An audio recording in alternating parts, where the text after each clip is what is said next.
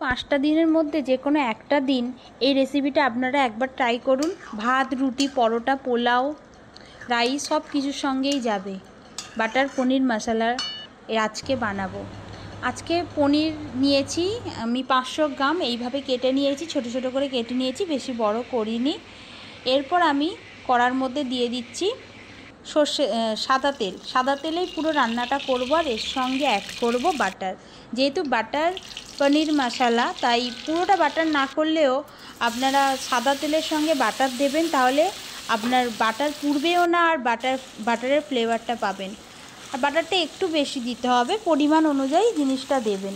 আর পনিরটাকে এইভাবে ভাজবেন, নাহলে বেশি জোরে জোরে ভাজতে গেলে পনিরগুলো ভেঙে যেতে পারে। এরপর লবণ আর চিনি আলাদা করে গরম জলে দিয়ে রেখেছিলাম, তার মধ্যে পনিরটা ভিজিয়ে রেখে দিলাম। আর পনিরগুলো হালকা করেই ভেজেছি, বেশি গাঢ় করে ভাজিনি। এরপর আরেকটু তেল দিয়ে ওর মধ্যে গোটা জিরে ফোড়ন দিলাম। এখানে আদা রসুন বাটা, যারা নিরামিষ খাবেন তারা রসুনটাকে দেবেন না, আদা বাটা দেবেন। আর এখানে আমি পেঁয়াজ বাটা দিলাম, আপনারা পেঁয়াজ বাটা নাও দিতে পারেন নিরামিষ দিনে যদি করেন।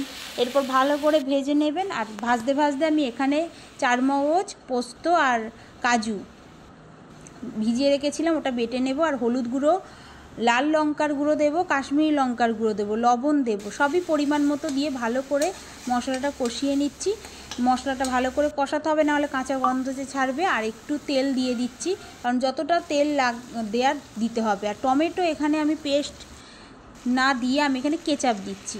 আর এখানে দিয়ে দিলাম ওই পোস্ত চারমগজ বাটাটা, ভালো করে কষিয়ে নিচ্ছি। একেবারে তেল যখন ছেড়ে আসবে তখন পনিরগুলো অ্যাড করবেন, ভালো করে কষাতে হবে।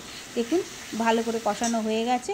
এরপর যে ভেজানো পনিরটা ছিল জল সমেতই পুরোটা দিয়ে দেবো, কারণ জলের মধ্যে মিষ্টি আছে আর লবণও আছে, আর এই জলটা দিলে ভালোই লাগবে, সেই জন্য দিয়ে দিলাম, যেটা গ্রেভির কাজ করবে। লাস্টে বেশি ফোটানোর দরকার নেই, লাস্টে একটু আপনার ক্রিম দিলাম, ফ্রেশ ক্রিম, একটু হালকা নাড়াচাড়া করে লাস্টে কাসুরি মেথি দিয়ে দেব, আর একটু গরম মশলা দিয়ে নামিয়ে নেব। খুব ইজি একটি রান্না, যে রান্নাটা কিন্তু সবার ভালো লাগবে। যে কোনো দিন, পুজোর যে কোনো দিন আপনারা বানিয়ে ফেলুন, দেখবেন খুব ভালো লাগবে। পোলাও, পনির, তারপর রুটি, পরোটা, লুচি সব কিছুর সঙ্গে যাবে। এত ভালো হয় খেতে এই বাটার পনির মশলা। একবার অবশ্যই বাড়িতে ট্রাই করবেন, আর কেমন হয়েছে জানাবেন। ভালো থাকবেন সবাই। পুজোর আগাম